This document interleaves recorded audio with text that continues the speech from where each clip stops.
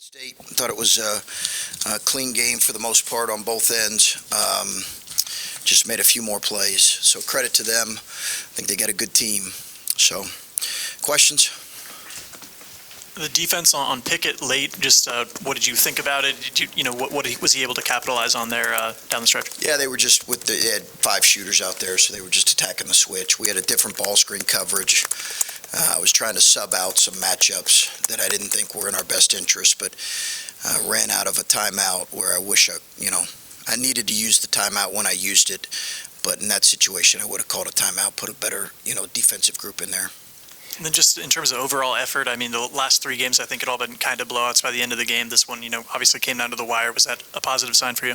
Yeah, no, I think as I mentioned the other day, I thought we looked like an organized team that competed in 24, 25 minutes of the Purdue game, and I thought we looked like that today. But we got to keep playing the right way. We got to keep playing the right way, and that's the biggest thing in front of us. Back when you guys played at Nebraska and you had a couple losses stacked up, you said you felt the weight of those losses on your team in that game. And I wonder today, when you're going through this losing streak and you've got a chance in the last couple of minutes, and the last couple have been blowouts, did you feel like there was a cumulative effect of guys not knowing how to make the plays they need to make in the closing minutes? No, I mean, obviously, we have not. We've not converted in those situations when we've needed to, really, on either end, defensively or offensively. We've got to get better at getting the stop when we need it. And, our offense late was not the issue. We were able to get the ball where we wanted to. We were able to get good shots. Give Penn State credit. They were able to attack some matchups that we knew they were going to. But our offense, we executed really well late.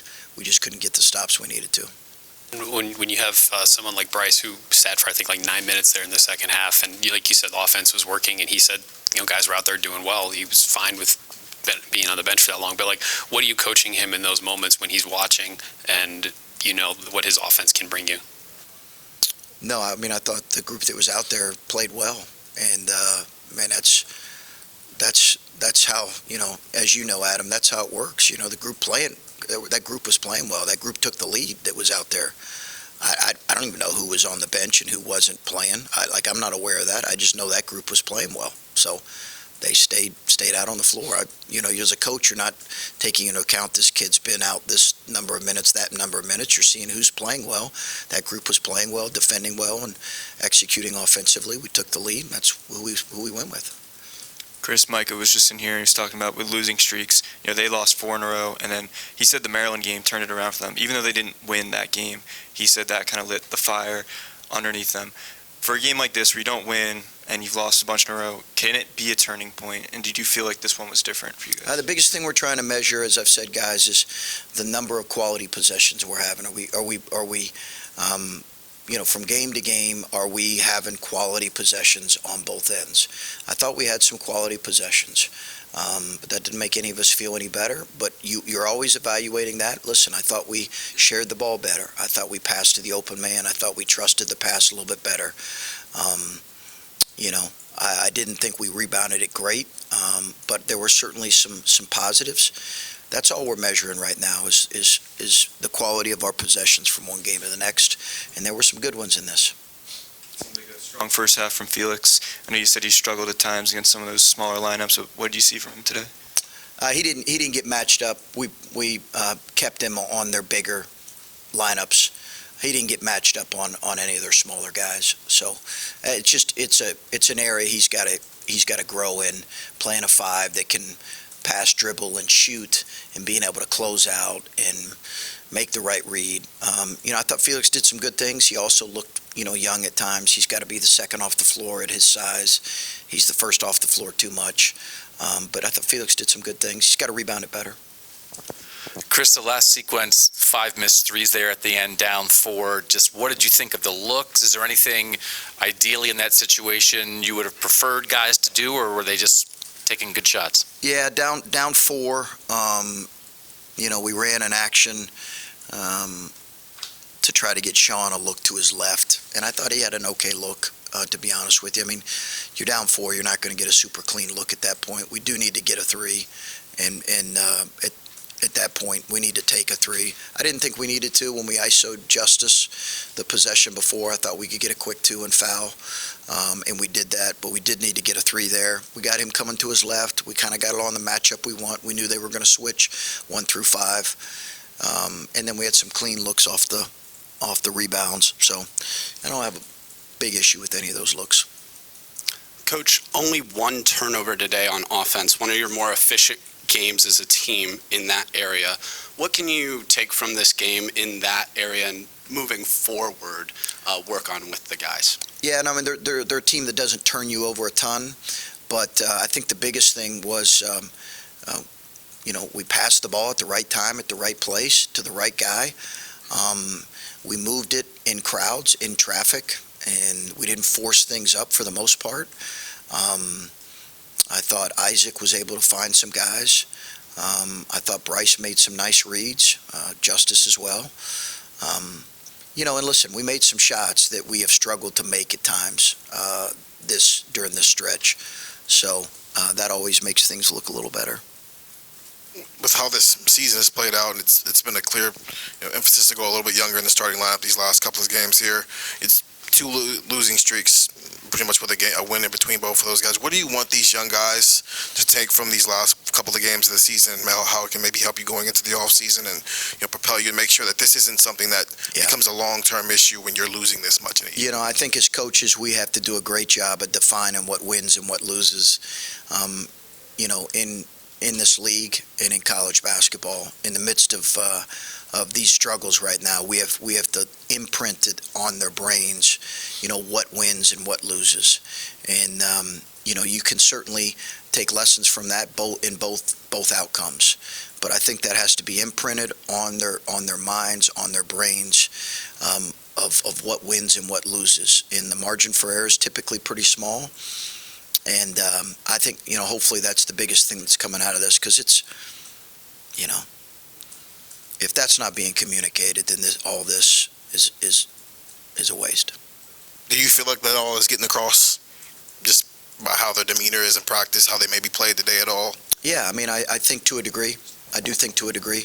I think to a degree. We still have to play smarter in situations, but I do think to a degree. We were able to, we have been down 5 or 6 at times and had really loose possessions offensively and defensively that have allowed a lead to go to 8 to 10. I didn't think we had those as much tonight. I thought we had better possessions. So hopefully that's being learned. Chris, to follow up on that, at the end of the first half, you guys kind of avoided that opponent run that's kind of hurt you these last few games. But at the same time, Pickett only played 9 minutes. I think he had made 1 shot. You're happy to be tied, I'm assuming, but do you feel at all like you missed an opportunity because he was sort of ineffective in that first half and you couldn't pull away? Yeah, a little bit. Yeah, I do a little bit. He's such a focal point of what they do. They tend to go to him more in the last. They go to him throughout the game, but then they ISO him late in the last 4 minutes with their small lineup of 5 3-point shooters. So I do feel like we missed an opportunity to maybe get a couple possession lead with him on the bench with 2 fouls. And I know sometimes you seem to respond as if we make a little too much out of rotations and minutes and stuff like that. And to your point, Bryce sat, you were down 1, you brought him back, you were up 1. So that group out there did play well. Yeah. But the end result was you went 14 minutes of game time without Bryce taking a shot.